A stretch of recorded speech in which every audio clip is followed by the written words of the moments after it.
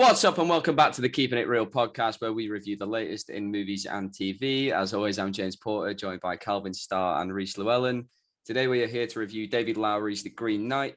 This film made our top 10 most anticipated films of 2021. And after us wondering whether or not we were actually going to get a release for the film, Amazon Prime have pulled through and given us the goods. From acclaimed director David Lowery, you might know him from The Old Man and the Gun, A Ghost Story, and Disney's Pete's Dragon remake. Comes a fantasy retelling of the medieval story of Sir Gawain and the Green Knight. Gawain, in his hunger for glory, accepts a Christmas challenge from the Green Knight. If Gawain lands a blow on the knight, the favour shall be returned equally in exactly 1 year. Are you laughing at a blow on the knight? No, I'm laughing at how you say Gawain. Well, there was about 15 different... Yeah, I mean, no one could decide how to say it in the film. Pronunciations in this movie. I was getting confused, so I've sort of just mishmashed them all. Gorwin. So yeah, Dev Patel, we'll call him Dev Patel. Good old Dev. So we'll start off with some spoiler-free thoughts on the film first. So if you haven't seen it yet, we can recommend whether we think you should or not. I know this is a very limited theatrical release. I know there's only one cinema around us that's playing it, and I'm not paying those prices. So Amazon Prime it was, and it was fine, but Calvin, you were definitely the most excited for this. So we'll start off with you. Spoiler-free thoughts on The Green Knight. Yeah, I really love this film. I just thought everything from the world building to the performances just felt so unique. I've struggled to think of another fantasy/legends or myth film that is as well executed as this one, especially in terms of what it tries to set out to do and the atmosphere and experience it tries to build. Obviously the film is shot like beautifully and everything feels so meticulously crafted, like with such a minute attention to detail to every frame. I think when Gawain eventually sets out on his quest, you get a great sense of how vast, dangerous and desolate the sort of world they're trying to make is, which I thought was great for later on, before we go to spoilers, of what they were trying to do to his character, trying to revert him back to like feeling really small and insignificant and needing to become something bigger. Obviously, I thought Dev Patel was perfectly cast in this role. He somehow manages to sort of convey like 7 different feelings all at the same time. Like cowardice, bravery, sadness, sort of longing. He just gets it all right. Strength. He's strong and weak simultaneously, which I think is what the film is about. Is meant to show that people can be, and not just this one thing, which the sort of, the original text would have portrayed people as, like sort of just honorable or chivalrous, which is one of the main themes in the film. I think it does a great job of making everyone sort of 3-dimensional, even having some actors play more than one character is I can, apart from all that, I can definitely see why this film isn't for everyone. It's a lot more heavy in sort of themes than it is in plot, so I can understand why sort of modern audience would be a bit like, nothing's really happening. But I feel like you have to be willing to sort of look at the subtext, and it does help to be sort of, well, it helped me enjoy it more, being interested in the subtext, being interested in the actual original text, and being interested in fantasy in general, and all the themes that it brings up. But yeah, I can see why people would grow impatient with not having everything sort of spelled out to them. Not saying that if you don't get it, you don't understand it, but it does ask a lot of its viewers. But I thought its structure all the way throughout the film was an apt way to sort of adapt this sort of old epic poem, which no one really knows what it's actually about. Like there shouldn't be one sort of way of looking at it, because it is adapted from a poem, and you don't read poetry as in that's what it means. There's always discussion around it, and that's how they sort of gain a legacy, I guess. I think that was similar for the film as well, though. Like, we'll talk about specifics later on, but there is quite a bit of ambiguity to it as well. And it's so I think you talk about the subtext, and then this film is heavy in its subtext and its themes, and I think that's what made it sit just so right with me. And I'm glad we didn't talk about this right after I'd watched it. I think I needed that day just to think on it, and because a lot of the imagery as well as the themes just lingers so long after the credits have rolled. I've just been thinking about it all day. It's definitely not like the grand action heavy spectacle of a film that usually occupies this genre. No, especially Arthurian legends. We're always getting these sort of shiny, heroic adaptations. Guy Ritchie's King Arthur. And I feel like this one is more akin, weirdly, to what the people at the time might have thought how this story would have played out. Probably, yeah, probably. You mentioned Dev Patel. I think this might be my favorite performance from him. Just, despite his shortcomings as a character, and obviously that's the journey he's going on. It's just effortlessly likable, I thought, because he is flawed, but he does show signs of that strength, and there is greatness within him somewhere. He just needs to find it, and he felt real, he felt relatable, not like these Arthurian legends that we know of. Otherwise, sort of stripping the legend away. Yeah, and just getting to the man. Yeah, exactly. I love that there are no clear-cut heroes and villains. It's not so black and white. The people just feel real, complex, and just the cinematography and the sound design just grounded it. Yeah, this year for sound design is going to, for the Oscars or anything or any award ceremony, is going to be crazy. I'll be severely disappointed if this doesn't get a mention just in the sound categories, because we haven't seen Dune yet, but I've heard from early reviews that the sound design is amazing. Give Dune everything already. I'm ready. I couldn't recommend this film more. Like you said, it isn't for everyone, but I implore you to go out and test it to see if it is for you, because if it is, you're going to get a lot from it. Try and see this on a big screen. I'm so disappointed that I didn't. I mean, if you can't, it is on Amazon, but if it's played near you, I'd say go out and find it. Reese, you gave us a clue as to what you were thinking the other day, and you might be on the other side of the coin.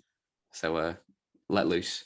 Yeah, I agree that it is shot beautifully. It looks amazing, like all that kind of stuff. Like I said about the sound design, all that is brilliant. The acting is really good as well. But I think I'm one of those people that Calvin was talking about, where I was just like, I was just a bit bored. Like, I just felt like nothing was happening for the whole 2 hours. I felt like the interminable struggle, Reese. I felt like every now and again something was going to happen, and then it didn't happen. I just feel like, I think I wanted it to be one of those, big action, big battles, epic battle kind of things, because that's just what I like. And again, I can see why people would like it.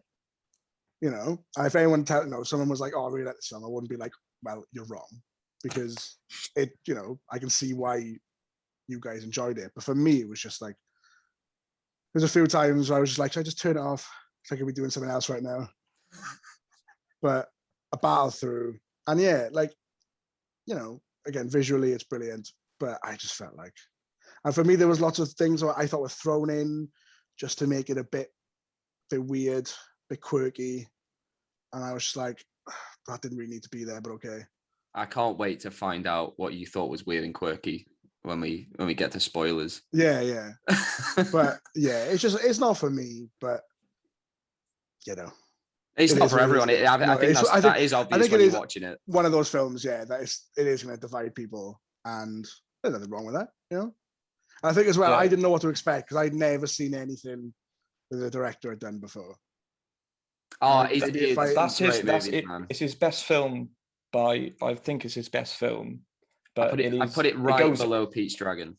It goes a bit, obviously it goes a bit further with the weirdness and so on. Like his films are always that sort of beautiful, they're always beautifully shot.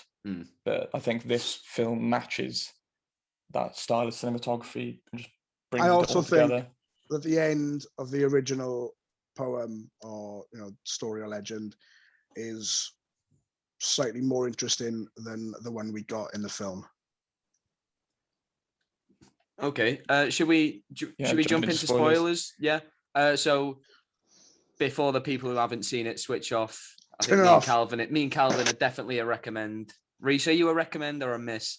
I'd still recommend it because again, okay, people, it's one of those. I don't like it, but I know people who would like it, so I would still recommend it. Okay, good. Right, so spoiler time. So if you have not seen The Green Knight, switch off now, save it for later, come back and watch the rest. Right, so I'd be remiss if I wasn't the first one to mention the nut scene. I talked about imagery that lingered in my head all day, and it struck me how little we see come in movies. And when it came up, I was like, you need more of it. I was like, we don't often see that. That's definitely a choice. To be honest, I think at that point it could have been implied, but no, that's quite far in the full nut. That's quite far into the film, isn't it? And I think at that point, I kind of like shut off. It didn't Was occur that to not me, weird or quirky for you? No, it didn't occur. That wasn't actually, but it didn't occur to me what was going on straight away. Okay. And I was like, it didn't. No, I was watching it because like the whole thing is a bit like, him. Yeah, but like his whole asking, do you want it? Like he's always at the kind of like he's always a lot of the time. He's always on the verge of of finishing like. And then it got like to about halfway through the conversation, and I was like, she's whacking him off. Okay. Oh god. I think it's that sort of subtext of that is she's sort of there to test his sort of purity. Yeah. No shit is that, he finishes off, which is like, you're not a knight. I go home. Because that's the whole point. It's one of the tests of a knight to be pure. Because in the poem, in this, it's a bit ambiguous, but in the poem, Lord Bertilek, who would have been Joel Edgerton's character, is an alias for the Green Knight himself. Yeah. So the Green Knight is sort of like testing him as he goes on this journey. And like you said at the end of the film, at the end of the poem, sorry, you thought that more interesting because Lady Bertilek kisses, when they enter his house, he makes a deal with Gawain and says, anything I give you, you have to give me something in return or give it back in return.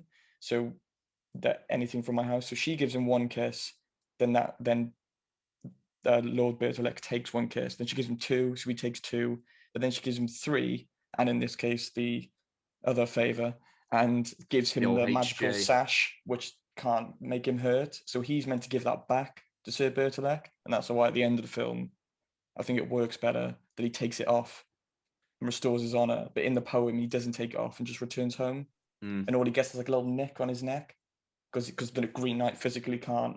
But I liked it in this one that he actually cowers away from it. It was like a choice. Yeah, I think I like more that in the original, that it's like revealed that it was a test the entire time, and it was testing the bravery of the knights. I think that's more of a. I've not read the poem. I did get that from the movie. I think that's more of a payoff for him, though. No, I thought this one had this sort of payoff. So the sort of iteration of the character is essentially in this one is much more modern. I thought they did it really well, and they actually stuck to the structure of the original text. But the guy when we get in this is sort of a man-child. He's not a knight yet, which I think is interesting because in the original text he is a knight. So that why it works that they're trying to test his knighthood, because he's not a knight in this. He's trying to earn his knighthood because he wants to become something. Like at the beginning, he says he has no story to tell, so he's trying to impress King Arthur. Well, it's a test from his mother, isn't it? She in the original, she was his aunt and Morgan Le Fay, and she was always trying to like dethrone Arthur. She was seen as like a villain character in all those older legends. But in this, I think it was quite well worked that it was his mother. I think she actually came from a place of wanting him Well, to she's be pushing something. him to Yeah, greatness. to reach his potential. She Because that's when knows you it's see- in there somewhere. Yeah, but that's when you see the what if. Yeah. The whole what if scenario was essentially what she would have sort of put into motion and how badly it would have went. I really loved that final scene. I did But yeah, like that. That scene was that was really good. Those two scenes. Yeah, I loved the battle glimpsing and like the glimpses of the battle going on in the background, but not actually showing it. I feel like showing that battle would have taken away from the entire experience. Yeah, because the sash or the girdle that is gifted to him at the house by the lady, it's the same that his mother gives him. Yeah. So I don't know if in And this they're trying to insinuate that even the thieves were sort of sent by the Green Knight as a test as well. I'm not sure. Yeah, I wasn't sure about poem. them, but it was just to symbolize his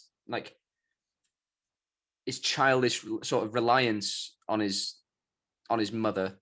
Yeah, and then he still lives with her as well. Exactly, accompanied by his adolescent selfish desires, because like we see the first time we meet him, he's in a brothel, and his mother just sees a different life for him.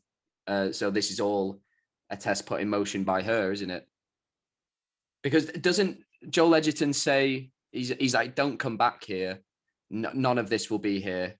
Yeah, we'll be gone. Yeah, we'll be gone. Says, yeah. So I got it at the end.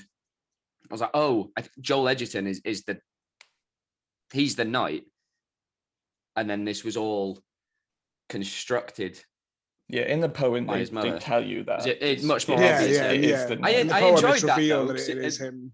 I enjoyed that it wasn't all spelled out for you. What I loved as well is all these, we get Arthur, Merlin, his mother, and they're not like outright sort of, there's no exposition to be like, oh, these are these characters, these are what they've done. They're just in the world, but this isn't their story. They're there, but it's not about the them. whole stripping back of that sort of usual thing you have with Arthurian legend, the sort of shiny, golden, heroic, like haha, lifting the sword out of the stone. Yeah. I loved that the King Arthur in this was sort of like what you would believe an aging, sort of wise king would be. Like you can't even pick Excalibur up anymore. Yeah, really. Exactly. And Sean Harris was so good. Yeah, I'm so used to just seeing him in Mission Impossible now. No, but he's so good. But he's very good, yeah. Sort of, these sort of roles. But because he's so good in like Mission Impossible, where he's such a great bad guy, in my head I was like, something's not right with him.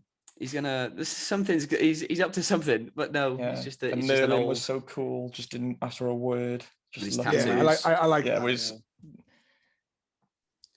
So what did we think of? I talked about the ambiguous ending. So he sees this possible future if he does run away from the Green Knight, doesn't confront his fate, this promise that he's made. So the Green Knight sort of he says, like, good lad, now off with your head. He says good night, I think. Like he calls him a knight. Yeah. A play on words, perhaps. And off with your head. I don't know if he says good night exactly. I'm paraphrasing. I didn't think it was good night. I thought it was good lad. No, he calls him a knight because he's restored his chivalry and honor. So he technically, I need to watch it he's again. earned the right. But yeah, so you can take that as, all right, now I'm going to take your head off because you took mine, and that was the deal we struck. Or, all right, you've learned your lesson. Be off with you now. No, I think I would like to think that he did chop his head off, because one of the themes is trying to come to terms. Trying to come to terms with an inevitable death, which you could read into many ways. Like he knows he's got a year to live, sort of thing. Yeah, but I like that. I like that they left it open-ended, though. Yeah, and David Lowery said they filmed a much more gruesome ending where they just take his head clean off. But I think it is much more powerful for, it's not so, it's not a full stop on the end of the sentence. It's sort of up to you. And where do you think this story should go? Has he learned all these lessons? and that was the test. Or yeah, you've learned all these lessons, but there still was a deal, and I'm still going to take your head. And yeah, and it's, Ralph it's the whole God. thing of a night. Better to die with honor than live with Yeah. shame. And Ralph Ineson, God, that man needs to be in more. Just the He's best so voice. It's incredible. Whenever he pops up in stuff, I'm like, the witch. Yeah. Can't get over the witch. I just love the way the sound design for the Green Knight was as well. The sort of like creaking. That really that was that sounded so every little movement was really got me, and I was like, he feels real. And I was so hypnotized at points by some of the imagery and the sound. I think it goes to say, like, David Lowery did such a great job crafting this fantasy world. Like, everything is so tangible. Like, you reach out, textured. How it all I feels. genuinely could. Feels like mossy. It smells. It's exactly what I thought. I could reach out and just grab his chainmail, nick his spunky girdle, stroke the little fox. Yeah. Oh, yeah. I like the fox as well. At the end, we get the reveal that it can talk, and it's sort of been guiding him. Well, that kind of annoyed me. I won't lie. I was like, why didn't you talk sooner? It's a fox. I don't know. I'm a sucker for a sort of animal companion. Yeah. I mean, it could have still been there, but he could have said something earlier on. Let him get all the way there and be like, actually, mate, maybe you should turn around. I hope this pushes the filmmakers now to I hope there's a sort of resurgence of these adaptations of these sort of old English poems, like epic poems. You know what I'd like to see? David Lowery's hat in the ringer to do Beowulf. Wow, that would be amazing. I'd like to see like a remake, not necessarily Disney remaking it, but like the Black Cauldron, because I remember loving that film as a kid. That is an underrated Disney film. I would love to see that remade now. I know he's doing Peter Pan next. Yeah, for Disney Plus. He should do Beowulf. Give him anything. Yeah. Every time he pops up, I'll be there. Right. Pete's Dragon is by far the best sort of live action remake. I expected nothing from that film, and I fell in love with it. I still haven't seen it. I should it's so good. I like the original one when I was younger. No one talks about it either. No one talks about it, but it's so good. You'll have a great time. Should we rate this? Yeah. Right. Do you not want to? We're not going to bring up the accents then. We're not going to. Oh, Reese! Oh, go ahead, quick before the ratings. Okay, my issue was I said Alicia Vikander's first accent annoyed me, and it annoyed me for more than one reason. One, I think it was very good, but we can agree to disagree on that. But if you're not going to have everyone doing a set accent, if they were like everyone has to do a Yorkshire accent, then I could have been like whatever. But if you're going to have everyone having like these mismatch accents, like people like Arthur and the Queen, I've forgotten her name, is Guinevere. She's Scottish. She's Scottish in real life, but she was doing like a North Walian accent in this. So she was doing Scottish accent. Oh, it wasn't. I think she was trying to do a Welsh accent. So there's certain things you say that she sounded like she was from North Wales, and maybe that's just her accent. I don't know what she sounds like in real life. I feel like if everyone isn't doing a set accent, then she didn't need to be doing an accent that I didn't think was very good. I think it was just a juxtapose when she appears later as the different character. But surely she's a very talented actress. Surely there's another accent she could have done. But I think she was doing a good job on that accent. I just don't think she was. I think it's just quite a distracting accent. I don't know. I think there were certain things she was saying. It is noticeable for sure. Yeah, I think it was purposeful. I couldn't do it, but like I know I can't do it, so I wouldn't go do a feature film and be like, "Yeah, I'll do a Yorkshire accent." No worries. I'm sure it was Yorkshire. It was, like Lancaster. Well, it's all that kind of way. She sounded like she was doing a really bad Sean Bean impression at times. That's what it sounded like to me. But then later on, she was like, again, I don't know what she sounds like in real life because she's Swedish originally. She does sound like she does later on in the film. Later on, pretty much. I'm just like, do that accent, but just rough up a little, innit? I think it was just a big juxtaposition between this sort of, this common girl and this lady.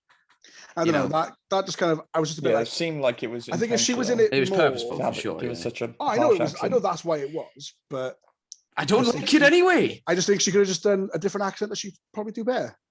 I believe that she can do other accents better because she's a good actress. Do you want to start us off with your rating out of 5? I will give it a 3 because I didn't love it. I didn't hate it. So it's kind of middle of the road, isn't it? Calvin's And- old head shake. Like I said, there's lots of things in it that I was just a bit like, don't see why that's in it, but all right. And then, like for instance, the blindfolded lady in that manor, she shouldn't need to be there. She didn't do You sure anything that worse. that was his mum, wasn't it? What? Yeah, That's mum? it's not his mum, but it's trying to insinuate that it's just not a coincidence that she Yeah. has the cloth over her face and his mum has the cloth over her face Yeah, when she yeah. casts the Well, spell. I was like, that's stupid. You And just then, didn't get it, Reese. yeah, I didn't. I'll admit I didn't get this movie, and that's why I'm giving it a 3, because I think that I didn't love it, I didn't hate it, but I think people will like it. I think people will dislike it. So Right. I'm gonna give it a 4.5. I thought this was great. It's just stuck with me ever since it finished, and the themes they're just so mature, fresh for this genre, really. And yeah, David Lowery, he can do no wrong. So keep doing your thing, man. Peace Dragon 2. Let's get it going. Calvin, out of 5. I think, believe it or not, lads, this is going to be my first 5-star. Oh my God! Might be the first on the channel. Who knew it'd be me? Oh no! Remember, I gave Fast 9 a 5. No, we whittled you down to 4. that's gone. That's gone.